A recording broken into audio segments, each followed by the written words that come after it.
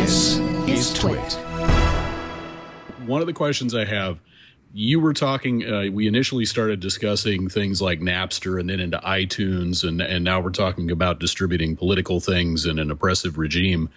Kind of one of the questions that I have is there what people would generally consider a legitimate use for P2P platforms where you're not trying to circumvent copyright or you're not trying to get around the government or something like that? Yeah. Like, is there a use for P2P there that, is just generally useful outside of those parameters?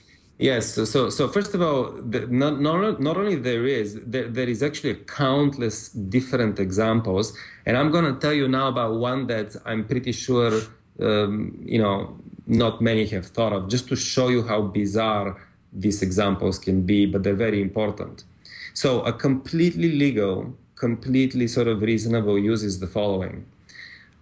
Imagine a person who is, somehow a public figure, perhaps a politician, and they have decided that they want to become, as a hobby, let's say, a musician, for example. It's a very sort of very reasonable thing. Now, as a musician, as a rookie musician, they would most likely never dare to share into the communities that would nurture this hobby, like SoundCloud, for example, because this would potentially destroy their political career, right? Now, if they could separate the two identities, the one that wants to publish their sort of attempts at music, and their very serious and very mature, hopefully, thoughts on political issues at work, they would have it great. They would be able to both be a musician and to do their political work. But because of the prejudice of people, and by the way, the reason they can't do it now is purely because of prejudice on the side of the observer.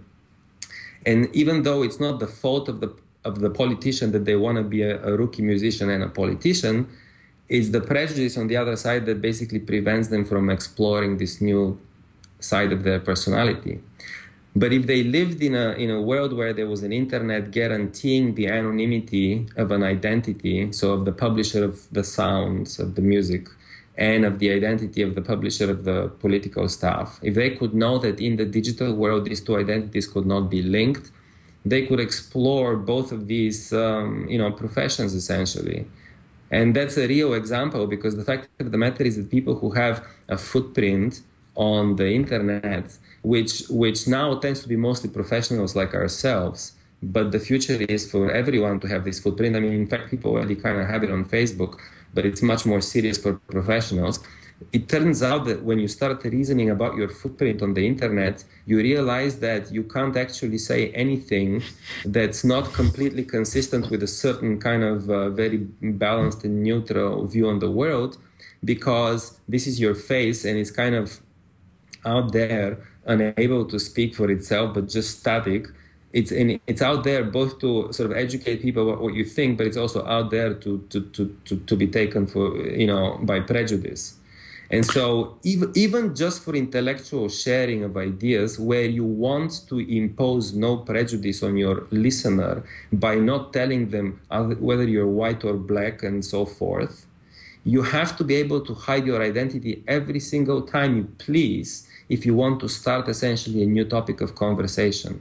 Because something that's as a kind of like prejudice sounds like it's like not a big deal compared to stealing music, but it's actually a humongous deal, because these implicit choices that we make about what not to say compound into basically intellectual blindness, essentially, in society. And so this is the real reason for peer-to-peer assistance. It has nothing to do with illegal things whatsoever.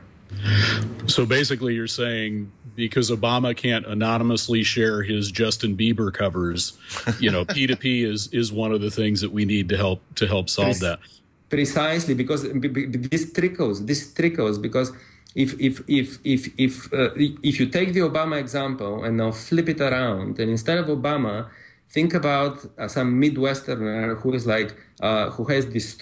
I'm not suggesting Midwesterners have distorted perception of the political world, but pick a person who has a distorted perception, and realize this, that they even if they're curious to like turn on, say, the TV channel of the other side, they might not do it because they're afraid that their buddies would judge them for doing so. And so in preventing themselves from seeing both CNN and the Colbert Report, they essentially preventing themselves from a possibility to glimpse at least into both sides. And so while Obama might not really be interested in being a rookie musician, every single person in the audience has some kind of a desire to conform in his group that's preventing them from exploring, essentially learning more. This inability for people to look sort of inexperienced.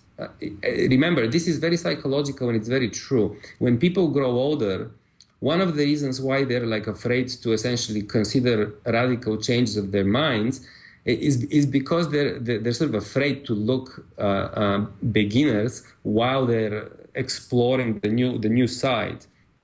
And in being afraid, they're essentially preventing themselves from considering perfectly valid sort of other points of view.